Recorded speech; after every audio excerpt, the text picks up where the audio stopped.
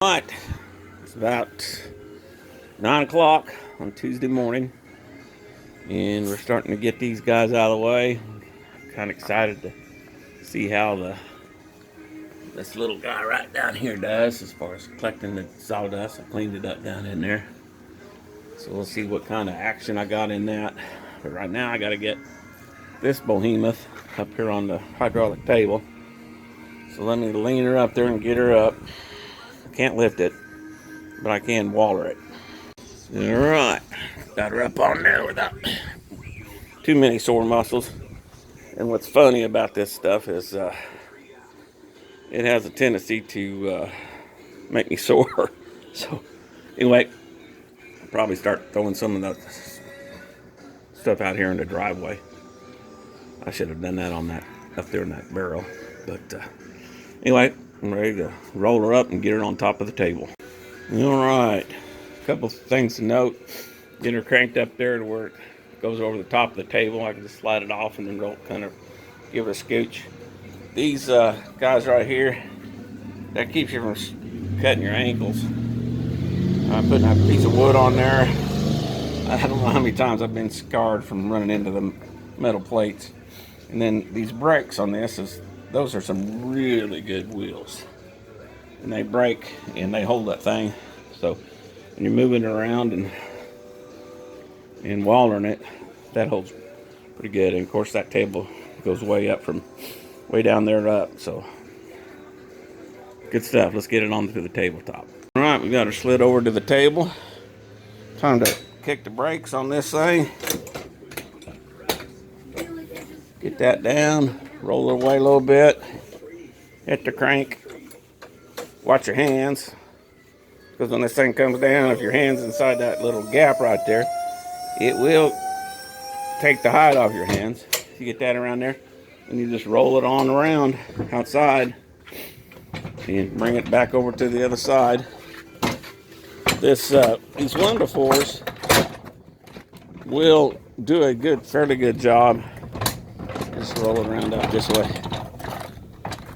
Bring it on around there. These 1x4s will do a fairly good job of lifting, keeping that up, especially with the unit strut all the way to the ground. However, you want to pump this table up and take the load off of the 1x4, because this is just basically all 1x4 framing underneath there. It's amazing what you can do with some 1x4, little 1/4-inch plywood and then some 1/2-inch plywood, then rollers on top of it. So we're going to ring her on back around, park her down in there, crank her up, take the weight off that table when that log gets going across there. I don't know what that thing weighs, but it's fairly heavy. So it's like picking a person up, a couple 100 pounds, and it's pretty heavy. So we'll support that, get that thing flat, and get her ready to resaw down the middle of it. Alright, it's 32 degrees outside. I just hit the power on. That turns the fan on. You hold that down and that ignites it. And then you got that. Keep going. So I am venting outside using that little guy right out there. And basically this hose that comes from the bottom of the bandsaw back over there, it's coming up in there, and I just modified this, put the T in there yesterday, and then made that little guy there to try and do that. It also has an air take there, has an air take here, has an intake here. So when this thing is venting outside, as you can see, I lost the capacitor.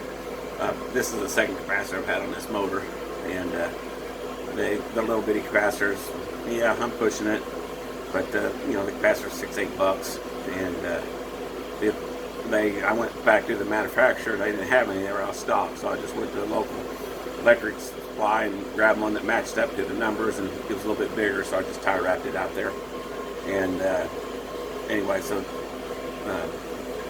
and then you know the cover goes back over the top of that. But I'll get all that in good shape and get her set up. But anyway, that's what I'm doing here, is testing this out. What this does is this goes right up around, wraps around that motor, that blade, and there's a slot in the back side of that where that blade's passing right through the middle of that, into that pipe for about 2 inches, and most of that dust hopefully is going to come in here. This will be the trial, see where we're at on this. But right now it's time to get the big guy set up in there. So let's get that done. All right, I just run one of my 3-inch screws in here to kind of tag this. The way this log, it's not really going to go anywhere, but I just like to have it to where it's not going to slide if it gets bound up. And it's just kind of up against the fence there, so the likelihood of it going on, I didn't even put a screw in the back side of it, which is not a bad idea. And then I just noticed that my little bolt down there could be an issue for trying to get up over the top of that one. So anyway, we're going good here. This is tightened down, charger's on, everything's ready. That's a lot of oak, 9 inches of oak, 9¼ inches of oak go through, red oak. This is 5½ inches from the tabletop to here is 5½. So let's fire it up. I don't know if that blade's going to cut through that without sharpening it or what. So let's give her a go.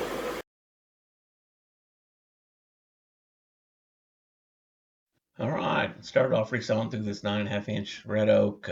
This tree has been standing. My son cut it off of his property, and then we let it sit on in his shed for probably 3 months or so, 4 months maybe.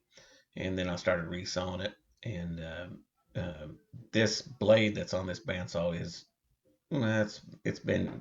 I've used it to cut quite a few logs, and so it's not, it's to that point where it's going to have to be sharpened. And I had really slowed it down going through this 9 inch of oak, and the log tapered down a little bit so that it went on down. But it was quite a bit of work for my 2-horse grizzly to go through 9 inches of red oak. I mean, that is a lot of hardwood to try and cut through. And when the blade's brand new, it'll go through it, but it don't take it very long on these steel blades to get them to where they're getting fairly dull. And as I was going on, I just kept nursing this with this being slow, and I'd go through it and keep working on it. And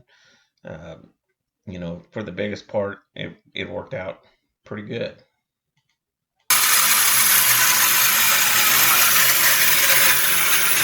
That's got a bearing on the back side of that blade, and that bearing is giving me a little sparking where it's coming in there, right back in that back side there. You can see the bearing back in there.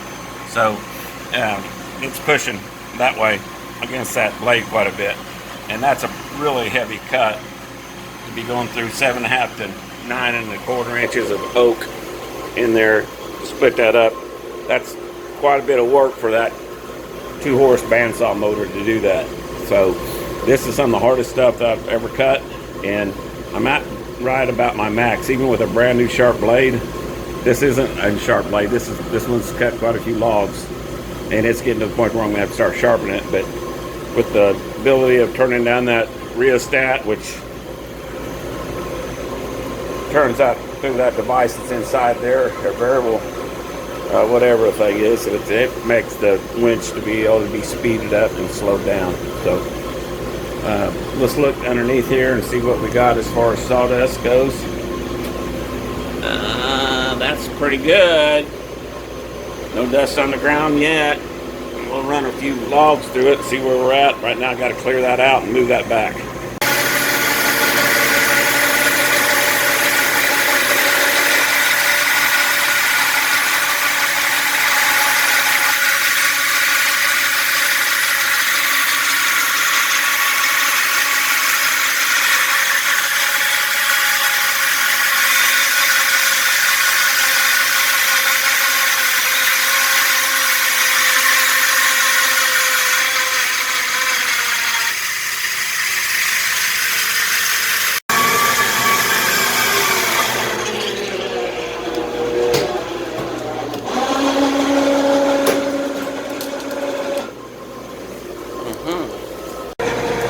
If I was smart, I would have sharpened that before that happened.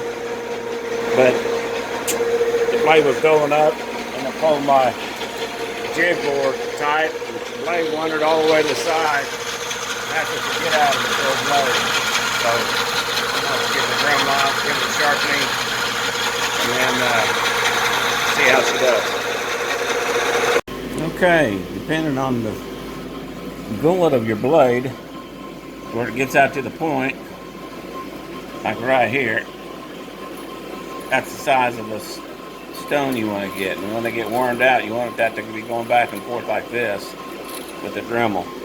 And this is an Oregon 5/32 stone. Let me get it checked up. And this is where the braid is. There's two teeth right there. It's an easy place to mark. I'll put a piece of tape on there so I won't miss it. All right, I want full circle with rubbing this thing back and forth like this. Of course, with it running, but basically all I'm doing is just going in lightly about that speed and just hitting them like that. And then the next thing I'm going to do is to take these teeth. Like right now, they're pretty pricky, okay? But I'm going to run that blade so that this runs like that. So when that blade goes up, then it will be taking that and honing them off at the same place. So let me get that done.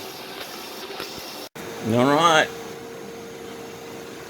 Believe it or not, I'm not using the Snodgrass method because it's too big a blade. I can tell you this much. If you got a sharp blade, it's going to track straight. If you got a little bitty blade, good luck. It's you know, you're just going to have to deal with it. I do put my little bitty blades right in the middle of the wheel, the teeth, but the big blades, you can't do that. Anyway, this thing's pricking. And I run that little stone down through there, and that's something I just started doing this mill, and it makes them prick whenever you stick it. And one of the guys says when you're wanting to be sharp, you want it to prick. And when I hit it with the Dremel, all the faces are nice and ground and they're shiny, but it didn't prick like this does. So let's just see what it cuts and see how it does. All right, instead of trying to whack that off, I'm just going to make a straight cut on the next piece, and we'll get that sized up with the planer. I'm getting them down to dimension, so let's just leave that piece alone and cut the next piece straight. As always with safety, I had double off on that. I can unplug the cords, but it's not going to work without all that hooked up. And that switch not being on, this switch right here won't go on. But if that switch is off, this switch, you can hit it whatever and it won't go. So anyway, it's double safety, so that's whenever it's unplugged, it's like unplugging it. Two safeties off, it's pretty good. All right, let's rip it and see what happens. All right, well, I put that on there after I'd ran through that bit and had sharpened it up. I've got a bearing up there at the top. It probably needs to be replaced. It's not really spinning. Sometimes it spins, sometimes it don't. I've shot it with grease a few times and get it spinning again. But whenever it's pushing that oak, you know, it's almost 8 inches at red oak, and it's going through there. I've got it slowed down. That blade has probably outlasted its life in my normal sawing. And what I found is after I've using the Dremel on them, the first time I run the Dremel, they don't really cut very good. And this is the first time I've run the Dremel, and it doesn't cut very good. And if you run them too long, it'll take all the set out of the thing. It won't cut worth nothing until you put the set back in it. And I learned that lesson a little later on today, but I won't get into that right now. But anyway, that tool, I sharpened this, and then I cut like one, maybe two boards, and it just wasn't cut very good. And then I dremeled it again and put the hone on the outside edges, and it started cutting better. And so I cut 4 or 5 more boards, and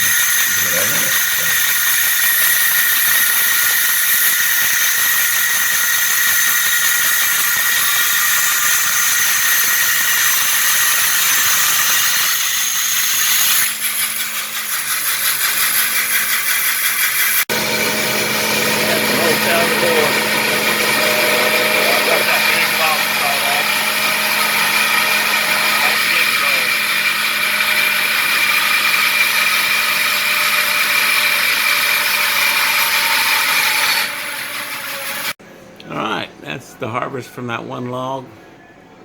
A lot of lumber in there. If you go down to Menards and bought one of these boards, a 4x6 inch piece of oak, 1 inch thick. Of course, you're not going to get that out of that because you've got to trim it up and plane it a little bit. But a 3/4 inch by 5 inch piece of oak or 6 inch piece of oak is going to run you $20. And so that's shrink wrap. That's the best of the best. And it's perfect. This stuff here has got some issues, but pretty nice oak. And so got quite a few little blades in there that you can see in there.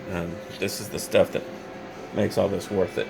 So, and then of course I got some almost 2-inch oak there, a couple pieces of 2-inch, and on down. And sometimes I'll leave the little edge on there just because, I've got to cut it either way. So as long as there ain't a lot of bugs in it and stuff like that, then I don't really care. So, but anyway, that's it. And I'm going to take a break. It's noon. I've been cutting for about an hour and a half maybe to cut that one log off. I've had to sharpen this blade twice, and with the Dremel. And I don't know how much longer it's going to last for. It breaks, and I've got to put the other one on there. So, but this blade is charged.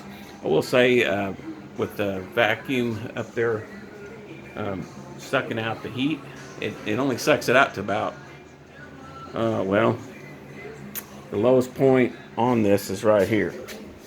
So right at waist height, because your warm air all stays towards the top. Like there's 10 degrees, 12 degrees difference probably between right here and down here. So the cool air that's coming in from the shop, it's sucking it out through the hose, through the bandsaw, and then outside.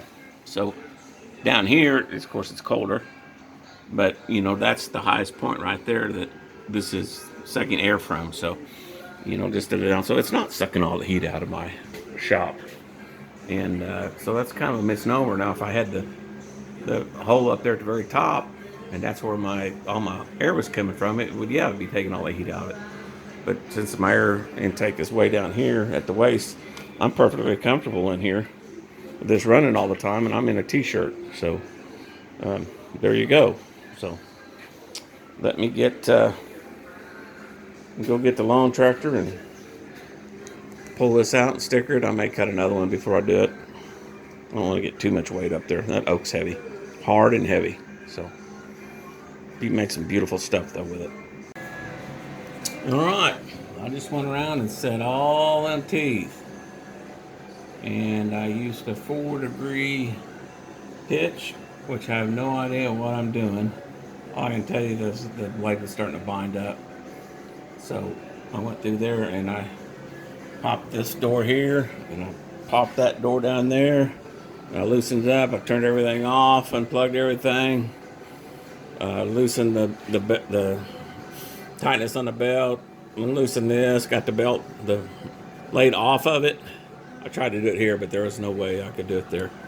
And so then I pulled it out of the slot and pulled it off of the wheel down below and got it over here and pulled it out to about right here with these doors open. And then I was able to crimp it out here with the pliers that are over there on top of that bandsaw on that little DeWalt box. And they're a 2-setting pliers. I'm sure most of you've seen them. I did set some saw blades the other day, some buck saw blades, and they worked. So I changed it like 12, and I thought, no, that ain't giving me much of a pitch. So I put it on 4, but that has a little pin that comes out, and it pushes the tooth over. So there you go. And I don't know much about it other than that gave me the most set in my teeth. So now this is my first cut, and we're going to fire this up, turn on the old vac. There we go. And see what happens here. So, got to turn on the saw, Got to turn on the safety stuff.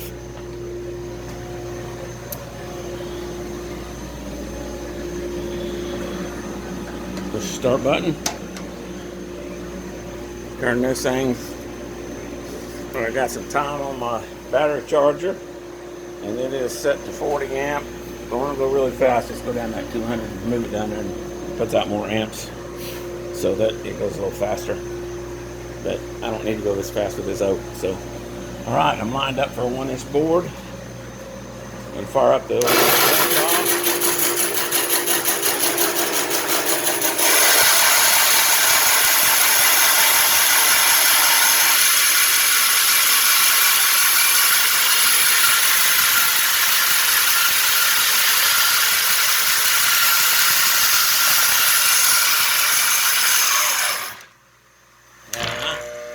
Saw it here first.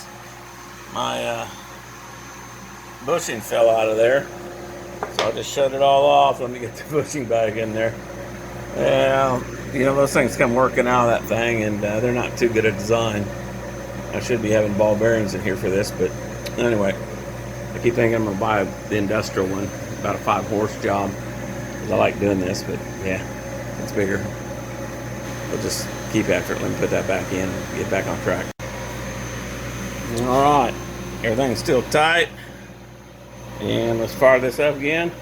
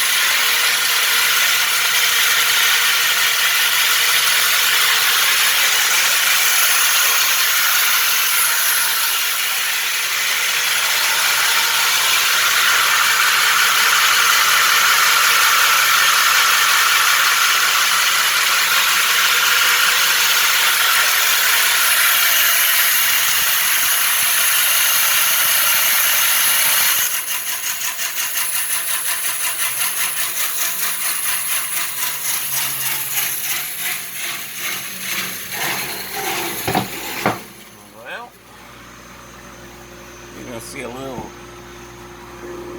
there's the cut without the blade. This is the cut with the blade. A little bit rougher, but it's not binding up.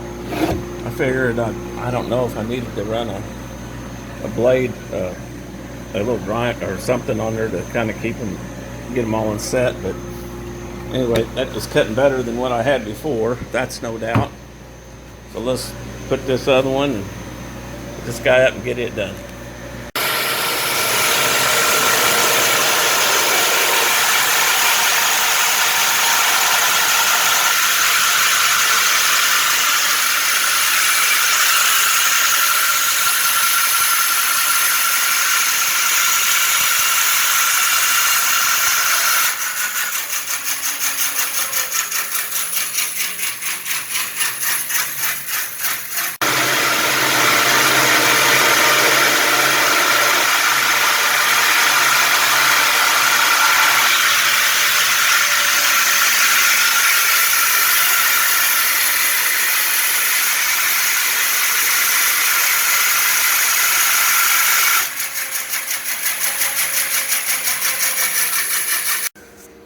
Well, I don't know. Looks like about 14 gallons of sawdust from logs. Let's see how many logs I've done. Start off with 12 or 13. We got 1, 2, 3, 4, 5, 6, 7. So, and these are the bigger ones too. So, I filled this one up just about today. Off 2 big logs. Alright. 1, 2, 3, 4, 5, 6, 7, 8, 9, 10, 11, 12, 13, 14, 15, 16 boards there. And some of them are nice and wide, some of them are a little narrower. But either way, there's a lot of oak there. So, let's get her stickered. Okay, another trip. Here we go. Pretty good chunk. It's up to my kneecap right here. So 17, 18 inches probably. 18 inches most likely, and it's right at just a hair under 4 feet long. I think they're 47 inches. My mill will do 48, so I keep them an inch shorter. Anyway, that was about 6 hours of work. Of course, I had to sharpen and set the teeth on the bandsaw.